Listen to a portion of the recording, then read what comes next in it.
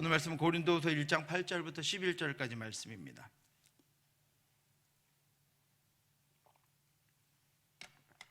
고린도후서 1장 8절부터 11절까지 말씀 찾으셨으면 저와 한번 같이 읽도록 하겠습니다. 형제들아, 우리가 당한 환난을 너희가 모르기를 원하지 아니하노니 힘에 겹도록 심한 고난을 당하여 살 소망까지 끊어지고 우리는 우리 자신이 사형 선고를 받은 줄 알았으니 이는 우리로 자기를 의지하지 말고 오직 죽은 자를 다시 살리시는 하나님만 의지하게 하심이라. 그가 이같이 큰 사망에서 우리를 건지셨고 또 건지실 것이며 이후에도 건지시기를 그에게 바라노라. 너희도 우리를 위하여 간구함으로 도우라. 우리가 많은 사람의 기도로 얻은 은사로 말미암아 많은 사람이 우리를 위하여 감사하게 하려 함이라. 아멘. 오늘 말씀 우리 10절의 말씀처럼 건지심을 위한 기도입니다. 우리 지난주 말씀 한번 기억해 보겠습니다. 우리 지난주 말씀은 본분을 위해서 기도하자라고 말씀드렸습니다. 하나님 우리에게 주신 본분이 있고 우리의 삶이 있고 우리에게 주신 시간이 있습니다. 우리는 그것들 너무나도 당연하게 여깁니다. 그냥 내가 잘 할 수 있을 것이라고 생각하다가 막히면 그때 와서 하나님을 찾거나 하나님을 부르거나 어려워하거나 또 침체에 빠져버립니다. 그런데 바울은 그것이 우리의 문제라고 말하고 있습니다. 본분을 위해서도 기도해라. 본분을 감당하기 위해서 힘써서 기도해라 라고 바울은 본분을 위해서 자신이 기도해야 하는 것에 대해서 기도를 요청했고 자신도 자신의 본분을 마땅하게 감당하기 위해서 기도했다라고 하는 것을 우리가 함께 묵상했습니다. 그리스도인은 예수 그리스도를 믿음으로 예수 그리스도와 함께 살며 복음을 들고 예수 그리스도를 전하는 이들입니다. 그러므로 그리스도인들인 저와 여러분들에게는 본분이 있습니다. 마땅히 해야 할 일이 있습니다. 선생님이 학생들을 가르치는 것은 선생님의 본분입니다. 선생님이 학생들을 가르친다고 해서 특별하게 무슨 칭찬을 받지 않습니다. 그것은 본분이기 때문입니다. 부모가 자녀를 키우는 것은 부모의 본분입니다. 군인이 나라를 지키는 것은 군인의 본분입니다. 이처럼 이 땅을 살아가는 이들에게는 자신이 처한 상황에서 감당해야 할 본분이 있습니다. 우리 그리스도인들도 본분이 있습니다. 어떤 것들이 있습니까, 여러분? 첫 번째는 복음으로 흠없는 자녀가 되었으니 하나님의 자녀로 살아가는 것입니다. 하나님의 자녀가 되었음에도 불구하고 여전히 사탄에게 붙잡혀서 죄의 자녀로 살아간다라고 하는 것은 본분을 잃은 것입니다. 복음으로 하나님의 자녀가 되었음에도 불구하고 율법의 노예가 되어서 살아간다면 그것도 본분을 잃은 것입니다. 그래서 하나님께서 유대인들을 버리시고 이방인들을 택하셨습니다. 하나님의 자녀로 말씀대로 살아가는 것은 말씀을 통해서 우리에게 구원을 주시고 우리를 살게 하신 하나님의 본분입니다. 그러니까 우리가 말씀대로 살아가는 것, 또 하나님의 자녀로 살아가는 것, 율법이 아니라 복음으로 이 땅을 살아가는 것은 그것으로 말미암아 구원받아서 하나님의 자녀가 된 저와 여러분들의 본분입니다. 두 번째는 예수 그리스도가 우리의 죄를 거룩하게 씻겨주시고 구원하신 복음으로 우리가 하나님의 자녀가 되었으니 이제 그 거룩한 채로 살아가는 것입니다. 예수 그리스도가 거룩하게 우리를 씻겨주셨는데 죄의 진흙탕에 어둠의 진흙탕에 거하며 다시 우리 자신을 더럽히는 것은 씻겨주신 예수 그리스도의 보혈의 공로를 무의미하게 만드는 것일 뿐 아니라 우리의 본분을 잃어버리는 것이다 라고 하는 것입니다. 그러므로 우리가 이 땅을 거룩하게 살아가는 것은 자랑할 만한 것이 못 됩니다. 거룩하게 살아가는 것은 우리의 본분입니다. 왜냐하면 그렇게 우리를 구원하셨기 때문입니다. 너희는 이 세대를 본받지 말고 오직 마음을 새롭게 함으로 변화를 받아 하나님의 선하시고 기뻐하시고 온전하신 뜻이 무엇인지 분별하도록 하라. 왜요? 우리의 본분대로 거룩하게 이 땅을 살아가게 하기 위한 것입니다. 그리스도인들이 자신들을 구원하기 위해서 속죄의 피를 쏟으신 예수 그리스도를 통해서 거룩함을 입었기에 거룩하게 살아가는 것은 구원받은 우리 그리스도인들의 본분입니다. 세 번째는 복음으로 말미암아 하나님의 자녀가 되었으니 이 복음을 증거하는 것은 우리 그리스도인들의 본분입니다. 우리는 복음을 증거하는 것을 우리의 사역, 특별한 일로 생각합니다. 선교는 특별하게 해야 하는 일로, 우리가 특별히 하는 일로 생각합니다. 오늘날 전도와 선교가 사역의 관점에서 해석되고 진행되고 있습니다. 그러나 우리가 전도하지 않고 선교하지 않는다면 이 땅에 더 이상 그리스도인들이 존재할 이유가 없습니다. 하나님이 이미 이제까지 택하신 그리스도인들을 구원하셔서 끝내시면 됩니다. 그런데 더 구원할 이들이 있으시기 때문에, 더 말씀을 들어서 하나님의 자녀가 될 이들이 있기 때문에 하나님이 우리의 이 땅의 때를 허락해 주시는 것입니다. 그러므로 먼저 복음으로 구원받은 우리들이 복음을 증거하는 것, 그것은 우리가 하나님의 때를 함께 살아가는 것이며 우리의 본분이다라고 하는 것입니다. 복음을 듣고 믿음으로 하나님의 자녀가 된 것이 나 자신을 살게 한 유일한 길이라는 것을 믿는다면, 그것을 전하여서 또 다른 생명을 낳는 것은 지극히 당연한 일이며 우리가 능히 감당해야 할 본분입니다. 그래서 예수님은 전도를 명령하셨고, 우리는 이 명령을 우리에게 위임해서 명령하신 대위임명이다라고 부르는 것입니다. 그것이 마태복음 28장 19절과 20절입니다. 그러므로 너희는 가서, 명령이죠, 모든 민족을 제자로 삼아 아버지와 아들과 성령의 이름으로 세례를 베풀고, 다 명령입니다. 내가 너희에게 분부한 모든 것을 가르쳐 지키게 하라. 볼지어다 내가 세상 끝날까지 너희와 항상 함께 있으리라 하시니라. 이것은 하나님께서 이 명령을 우리가 수행하면서 이 땅을 살아가게 하기 위해서 하나님이 우리와 함께 하시겠다라고 하는 것입니다. 하나님이 우리에게 능력을 주시겠다라고 하는 것입니다. 그러므로 전도는 그리스도인들의 본분입니다. 그리스도인들은 전도를 통해서 새 생명을 낳으시기 위해 죽으신 예수 그리스도의 대속의 죽음인 십자가를 이해합니다. 하나님의 나라의 백성을 모으시기 위해서 독생자를 내어주신 하나님의 사랑을 우리는 전도를 통해서 이해합니다.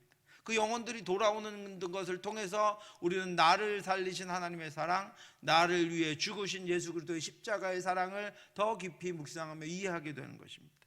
자신을 죄와 죽음에서 새 생명으로 옮겨 하나님의 자녀가 되게 하신 것이 복음이었다는 것을 온 땅에 선포하는 것입니다. 우리가 다른 것들로 우리 믿지 않는 이들을 교회로 모으지 않습니다. 다른 것들을 가지고 그들을 인도하지 않습니다. 복음으로 인도합니다. 그것은 나를 인도하는 것이 복음이었다라는 것을 그에게도 증거하는 것, 온 땅에 증명하는 것이기 때문에 그렇습니다. 그런데 이 전도가 그리스도인들의 본분이라고 해서 자연스럽고 쉽게 할 수 있는 것은 아닙니다. 부부가 결혼을 하면 자녀를 낳는 것은 너무나도 자연스러운 것이지만 결코 쉬운 것이 아닌 것과 같습니다. 낳은 자녀를 키우는 것은 너무나도 당연한 것이지만 너무도 힘들고 어려운 일인 것과 같습니다. 생명을 낳고 자라게 한다는 것은 또 다른 생명의 희생이 있어야 하고 그만한 내어줌과 죽음이 있어야 하기 때문입니다. 예수님도 우리를 위해서 그렇게 하셨습니다. 그래서 이것이 우리의 본분이기는 하지만 우리 스스로 감당해낼 수 없는 일이고 우리 스스로 진행할 수 없는 일이기 때문에 바울은 그 무엇보다도 이 우리의 본분을 위해서 기도하라고 말씀하고 있고, 이것을 위해서 자신이 그 복음의 사역, 이 본분을 감당하기 위해서 기도해달라고 부탁하고 있습니다. 모든 기도와 간구를 하되 항상 성령 안에서 기도하고 이를 위하여 깨어 구하기를 항상 힘쓰며 여러 성도를 위하여 구하라. 왜 구하라고요? 또 나를 위해 구할 것은, 무엇을 구하라고 기도해달라고 말하냐면 내게 말씀을 주사 나로 입을 열어 복음의 비밀을 담대히 알리게 하옵소서 할 것이니, 이 일을 위하여 내가 쇠사슬에 매인 사신이 된 것은 나로 이 일에 당연히 할 말을 하게 하려 하심이라. 바울은 내가 복음을 증거하기 위해서, 나는 복음 증거하는 것이 무슨 체질인 것처럼 체질이고 그것을 전하기 위해서 본래부터 그렇게 능력을 받고 태어난 사람처럼 여기는 것이 아니라 나도 이 일이 당연한 일이고 해야 할 일이지만, 그래서 내가 나 자신을 사슬에 묶게 하기도 하고 또 내가 나를 내어주기도 하지만 이건 내가 감당할 수 없는 일이니 내가 복음을 증거하기 위해서 이 당연한 일을 행하게 하기 위해서 기도해달라, 이렇게 이야기합니다.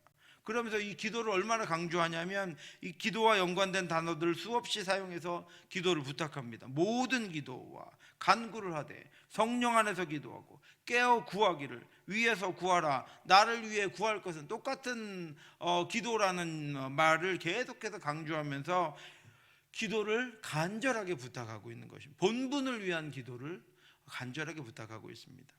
이렇게 부탁하는 기도의 내용은 복음 전하는 전도의 본분을 자신이 감당할 수 있도록 기도해 달라는 것입니다. 구체적으로는 이렇게 요구합니다. 첫 번째는 나로 입을 열어 복음의 비밀을 담대히 알리게 하옵소서 할 것이니 라는 기도의 부탁으로 자신이 복음을 담대히 전할 수 있도록 기도해 달라라고 하는 것입니다. 오늘날에도 우리가 복음을 전하는 현장은 복음을 기쁘게 받아들이지 않고 오히려 배척하고 대적하는 그런 환경입니다. 우리 지난 주에 터키의 그 지하 동굴을 우리가 같이 보면서 얼마나 복음을 들고 서서 복음을 증거하는 것이 어떤 시대는 너무나도 어렵고 힘들고 고통스러운 것인가 하는 것을 함께 보았습니다. 그런데 바울의 시대뿐 아니라 이 초대 교부들의 시대나 이후의 대부분의 시대에서 복음은 배척의, 이 세상에서의 배척의 대상이었습니다. 복음 증거자들은 복음 때문에 온갖 박해와 환난과 어려움을 당하고 위협과 따돌림과 죽임을 당했습니다. 그런데 그런 일들은 그리스도인들의 삶의 환경만 바뀌었지 지금도 여전히 진행되고 있습니다. 앞으로는 더 악하고 거짓된 세상이 되어서 생명을 내어놓는 담대함이 없다면 그리스도인으로 복음을 전하며 살 수 없게 될 것입니다. 그래서 바울은 자신이 복음을 전하기 위해서 담대할 수 있도록 해달라고 기도를 부탁합니다. 두 번째는 나로 이 일에 당연히 할 말을 하게 하려 하심이라. 당연히 할 말을 할 수 있도록 해달라라고 바울이 부탁합니다. 여러분, 당연히 해야 할 말을 여러분들은 하고 계십니까? 당연히 해야 할 말을 여러분 당연하게 할 수 있습니까? 당연하게 내 입으로 내가 당연히 할 말을 할 수 있을 것이라고 어렸을 때는 생각했습니다. 그런데 점점 살아가면서 당연히 해야 될 말을 하지 못하고 어떨 때는 자녀들에게도, 어떨 때는 이웃들에게도, 어떨 때는 배우자에게도, 어떨 때는 어떤 강단에는 담임 목사도 성도들에게 당연히 해야 할 말을 하지 못합니다. 저도 당연히 해야 할 말을 하지 못할 때가 있습니다. 사정을 봐주다 보면 그렇습니다.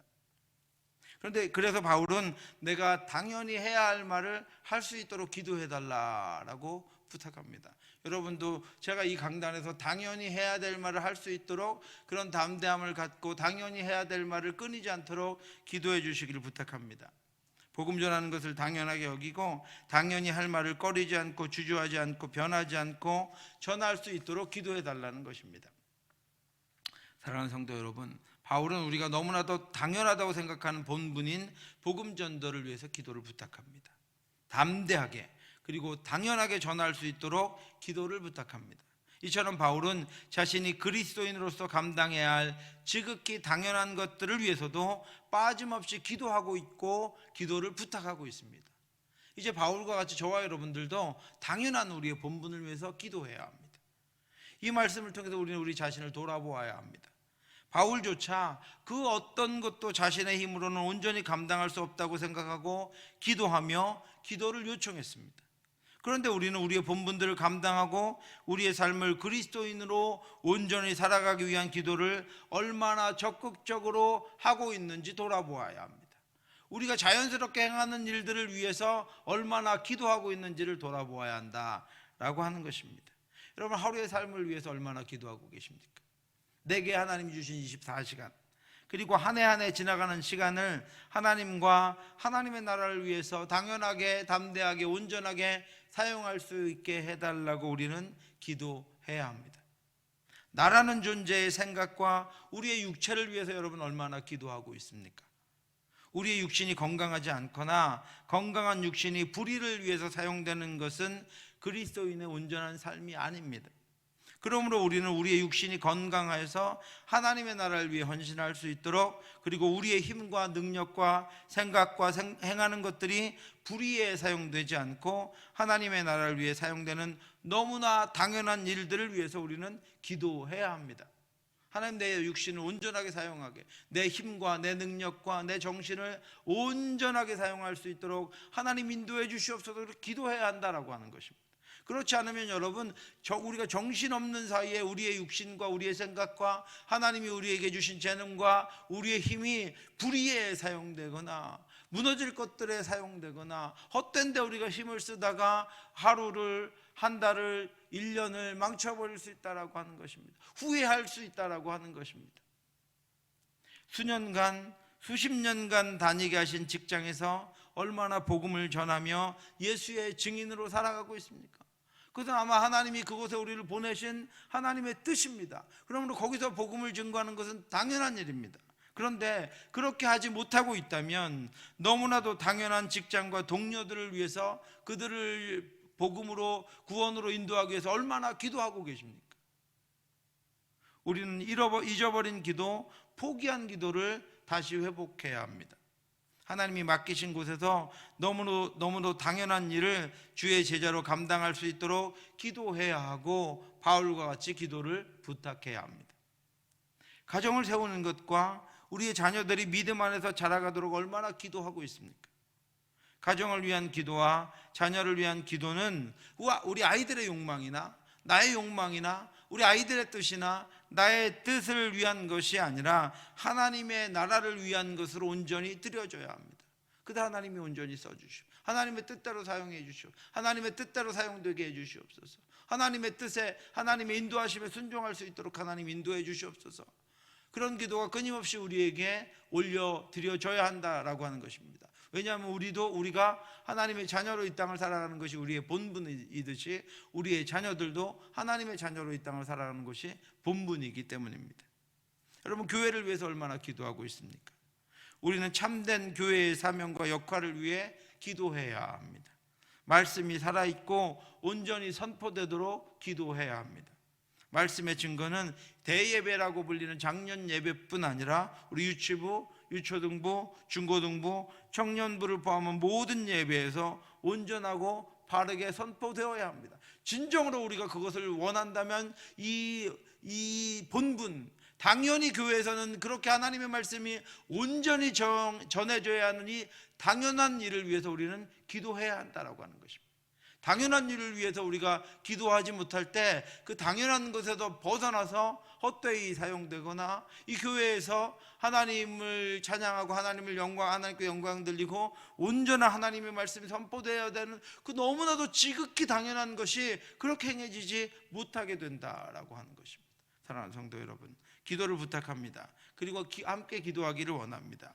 우리가 그리스도인으로 마땅한 본분을 감당하기 위해 힘써 기도해야 합니다. 우리의 모든 기도는 그리스도인으로서 합당한 본분을 감당하고 그리스도인으로 온전히 살아가기 위한 것에 집중되어야 합니다. 그러므로 여러분, 새로운 은사, 또 내게 새로운 능력, 무엇을 감당할 새로운 역사, 이거보다 우선 내게 주신 달란트, 내게 주신 환경, 내가 있게 하신 그동안 수십 년간 있게 하신 곳에서 당연한 그리스도인으로서의 본분을 감당할 수 있게 해달라고, 내가 부모로서 당연한 부모의 역할을 감당할 수 있게 해달라고, 내가 중직자로서 당연한 중직자의 역할을 감당할 수 있게 해달라고, 내가 성도로서 당연한 성도의 역할을 감당할 수 있게 해달라고, 제가 목사로서 당연한 목사의 직분을 감당할 수 있게 해달라고 우리는 끊임없이 기도해야 한다라고 하는 것입니다.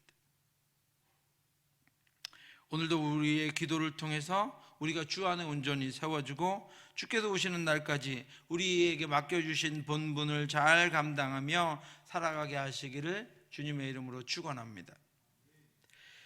오늘은 건지심을 위한 기도에 관해서 설명드리려고 합니다. 성도의 삶은 환난을 내포하고 있습니다. 이미 말씀드린 대로 성도는 그 본분이 복음을 증거하는 삶을 살아야 하기 때문입니다. 그러나 이 세상은 근본적으로 이 죄악된 세상은 복음에 저항합니다. 왜 그러냐면 복음에 저항해서 시작된 것이 이 죄악된 세상이기 때문입니다. 하나님의 말씀에 저항해서 사탄의 꾀임을 따라 시작된 것이 이 죄악된 타락한 세상이기 때문입니다.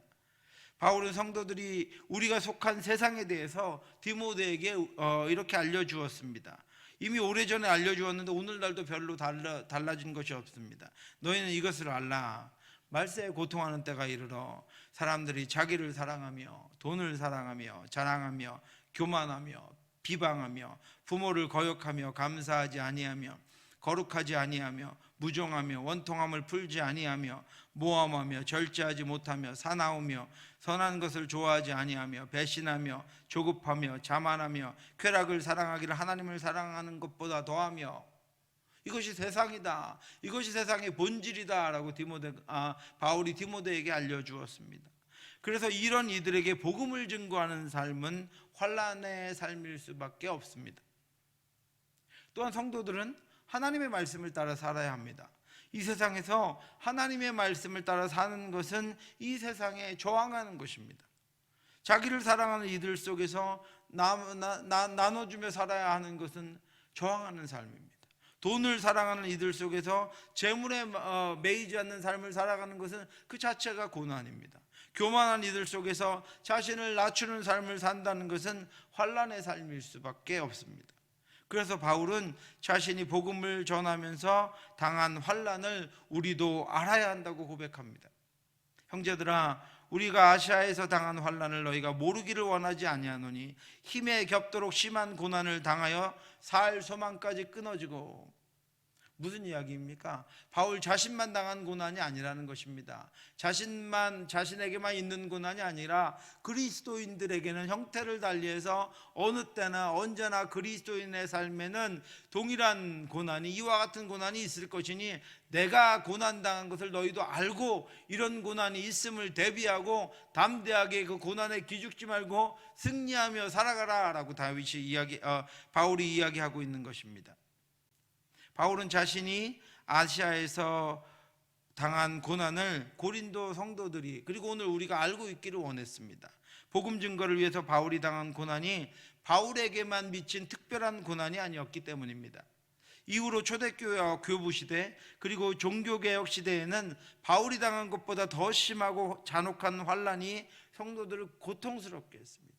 오늘날에는 정신적으로 또 환경적으로 우리를 심하게 고통스럽게 하고 우리를 구덩이에 몰아넣는 환난들이 우리 앞에 닥치고 있습니다.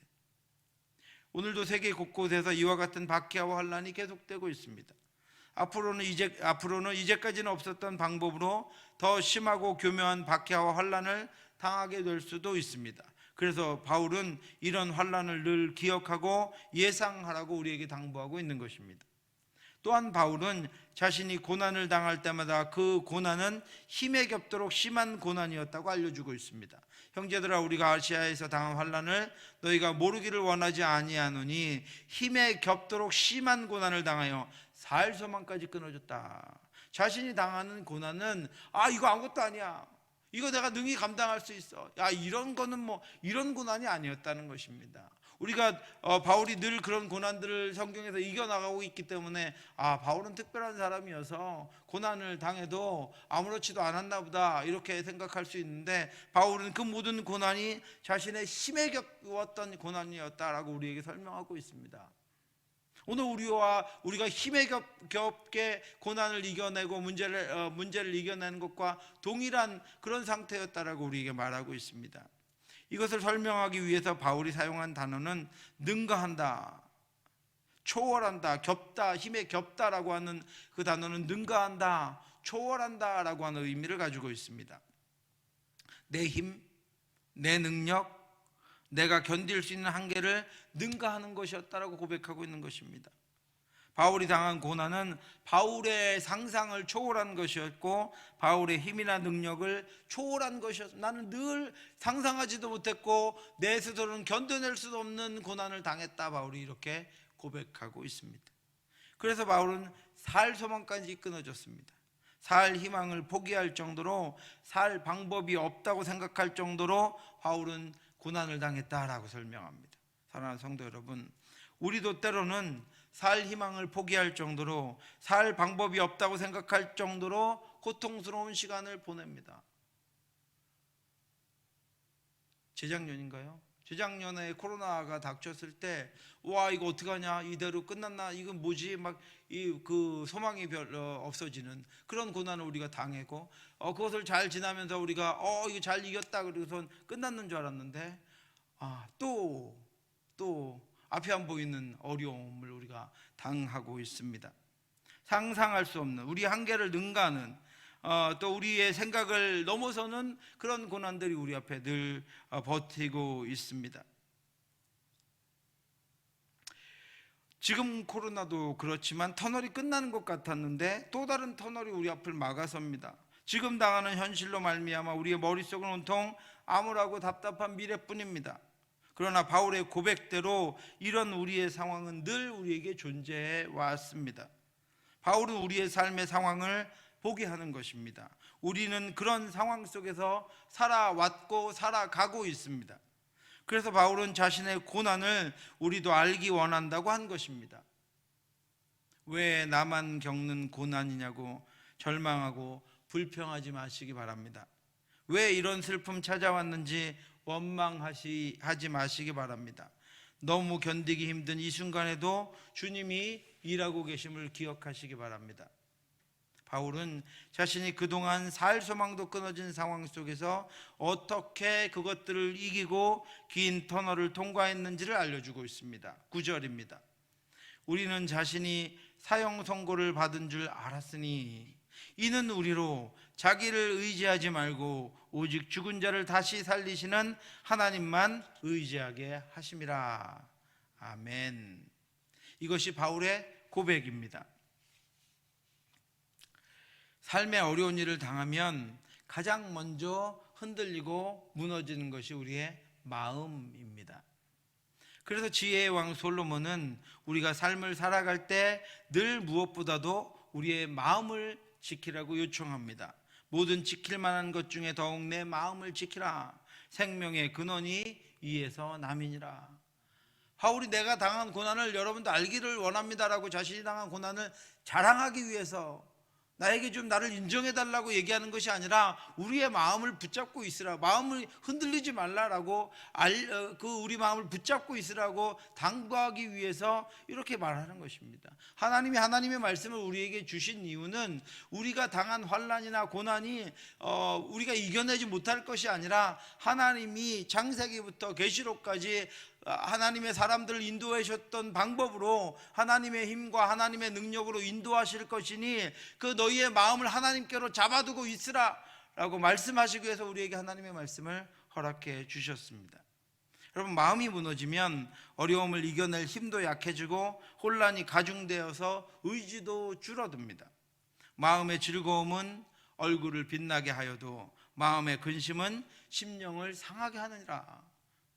그 능력 있던 엘리야가 왜 도망가서 풀보다도 작은 로뎀나무의 머리를 쳐박고 죽기를 간구합니까? 그의 마음이 무너져 버렸기 때문입니다.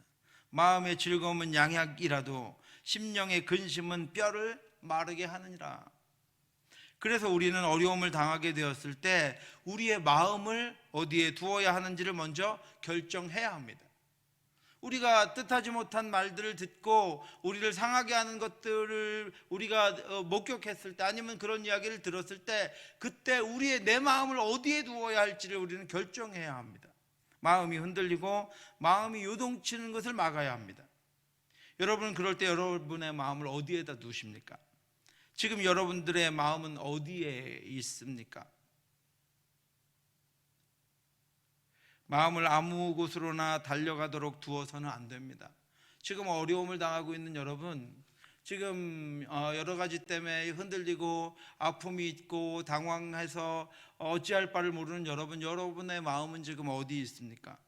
여러분의 마음이 아무 곳에나 달려갈 수 있도록, 아무 곳에나 머물도록 두어서는 안 됩니다. 그 마음을 붙잡으십시오. 근심하는 마음으로 잠자리에 누우면 근심하는 마음은 수천 가지로 밤새 불어나서 사방으로 달려갑니다.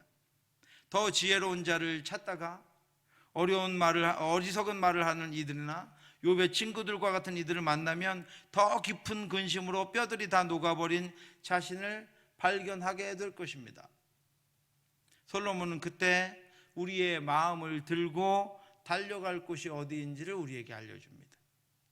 잠언 18장 10절 말씀입니다.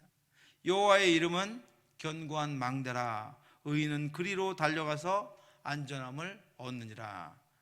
여호와의 이름은 견고한 망대라. 의인은 그리로 달려가서 안전함을 얻느니라. 여호와의 이름은 견고한 망대라. 의인은 그리로 달려가서 안전함을 얻느니라. 우리의 마음을 들고 어디로 달려가야 합니까? 여호와의 이름, 하나님께로 우리의 마음을 가지고 달려가야 합니다.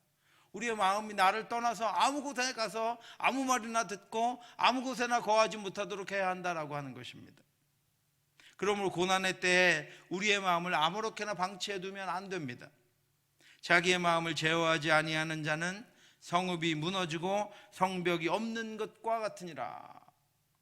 자신의 마음을 제어해서 하나님께 두지 않고 믿음 가운데 두지 않고 자신의 마음이 아무 곳이나 뛰고 아무 곳이나 향하게 하면서 나는 하나님이 돕지 않는다, 나는 아무도 돕는 사람이 없다, 나에게는 하나님이 떠났다, 이제 하나님이 나를 잊으셨다, 내 죄악 때문이다 라고 다시 어두운 자신의 과거를 반복하는 것은 어리석은 일이다 라고 하는 것입니다.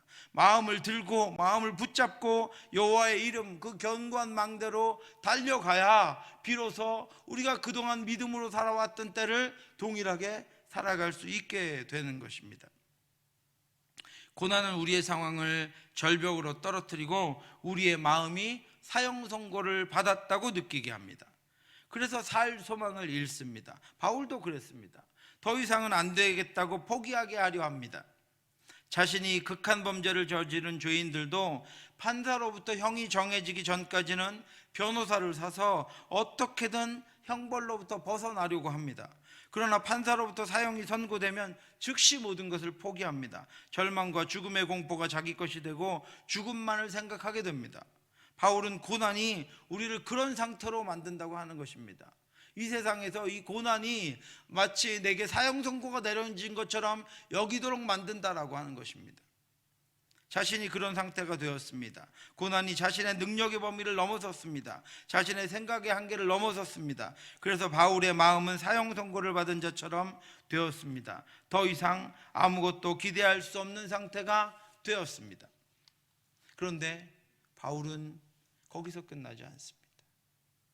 바울은 거기서 자신 안에 피어나는 꽃을 발견합니다. 이전까지는 알지 못했던 것인데 자신 안에는 자신이 소유하고 있었던 것이 있었음을 알게 됩니다. 그동안은 깨닫지 못했는데 살 소망이 끊어지고 마음이 사형 선고를 받아들이고 나니까 자신 안에서 움이 돋듯 발견된 것이 있었습니다. 무엇입니까?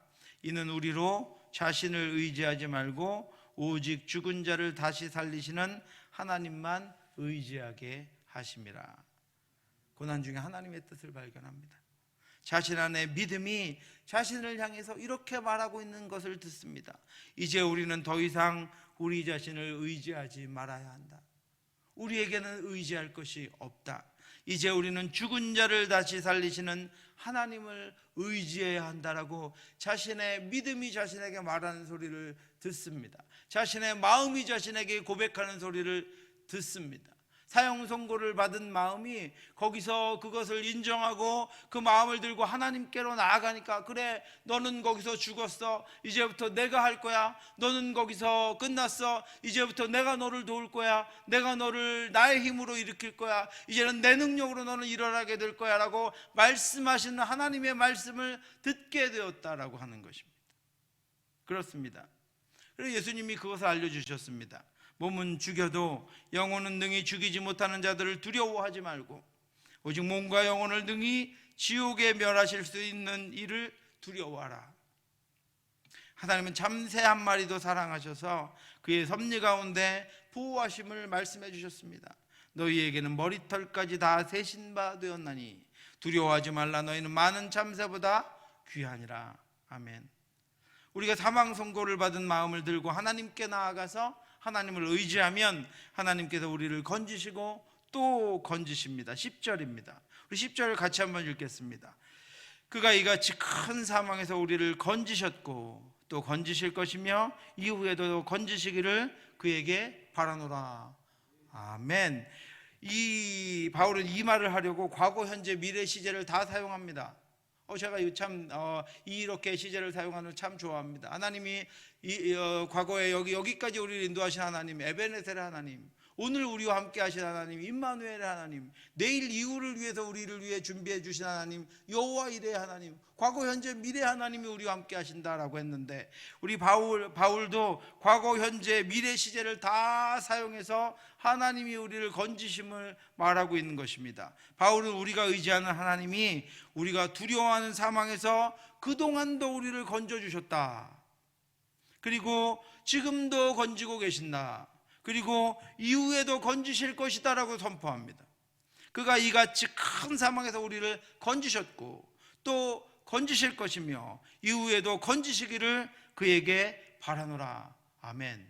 하나님께 나아가 하나님을 의지하는 것은 하나님께서 이전에도 우리를 건지주셨고 지금 이 순간에도 우리를 건지고 계시며 앞으로도 건지실 것임을 우리가 믿기에 하나님께 나아가 하나님을 의지하고 하나님께 우리의 모든 것들을 맡기는 것입니다. 바울은 이 말씀이 고난을 당했을 때 담대함이 되고 고난 중에 확신이 되고 고난에서 승리하게 되었을 때 감사가 되도록 하기 위해서 우리가 기도해야 함을 말하고 있습니다. 11절입니다. 너희도 우리를 위하여 간구함으로 도우라. 이는 우리가 많은 사람의 기도로 얻은 은사로 말미암아 많은 사람이 우리를 위하여 감사하게 하려 함이라. 하나님께서 이제까지도 건지셨고 지금도 건지시며 앞으로도 건지실 이 일을 위해서, 우리를 위해서 건지시게 하시기 위해서 함께 기도해달라. 그러면 하나님이 건지시고 나서 우리가 승리를 얻은 후에 우리가 같이 기도하게 되었음을, 우리의 기도를 들어 응답하셨음을 함께 감사하게 될 것이다 라고 바울이 선언하고 있는 것입니다. 우리가 고난을 극복하기 위해서 기도할 뿐 아니라 기도로 서로를 돕는다면 하나님의 건지심의 약속이 풍성하게 우리에게 임할 것입니다. 성도는 기도를 통해서 하나님의 은혜로운 도우심과 일하신 능력을 보고 성령의 은사를 주심으로 다시 일어나 능히 사역을 감당하게 됩니다. 가던 길을 다시 갈 수 있게 된다라고 하는 것입니다. 이것이 건지심을 구하는 기도의 능력입니다. 그러므로 여러분 앞으로 이렇게 기도하시기 바랍니다. 그가 이같이 큰 사망에서 우리를 건지셨고 또 건지실 것이며 이후에도 건지시기를 그에게 바라노라. 지금 있는 고난, 이런 고난 가운데서 우리를 그동안 건지셨고 또 건지고 계시며 앞으로도 건져주시기를 하나님 원합니다. 하나님 바랍니다. 우리를 건져주시옵소서. 우리를 어려움에서 건져주시옵소서. 고난에서 건져주시옵소서. 환난에서 건져주시옵소서. 문제에서 건져주시옵소서. 우리의 마음이 절망 가운데 빠진 것에서부터 건져주시옵소서. 우리의 육신의 어려움으로부터 우리를 건져주시옵소서라고 바울은 우리에게 기도하기를 요청하고 있습니다. 사랑하는 성도 여러분, 우리는 고난과 환난에 노출되어 있습니다. 바울도 그랬고 저나 여러분도 마찬가지입니다. 바울이 그것을 알고 있으라고 하는 것은 그 누구도 그리스도인의 삶을 사는 동안 이 고난이나 환난으로부터 자유롭지 못하다는 것입니다. 그러므로 우리는 고난의 때에 그것이 살 소망을 끊고 우리의 마음이 사형 선고를 받은 것으로 느낄지라도 하나님만 의지하고 나아가야 합니다. 왜냐하면 하나님 우리의 기도를 들으시고 우리를 건지셨고 우리를 건지시며 우리를 건져주실 것이기 때문입니다. 그래서 건지심을 위해 우리는 기도해야 합니다. 그 기도로 말미암아 하나님이 건져주셨고 건져주시며 건져주심을 저와 여러분들이 경험하게 될 것입니다. 기도를 통해 고난과 환난도 능히 이기며 승리하는 저와 여러분들 되시기를 주님의 이름으로 축원합니다.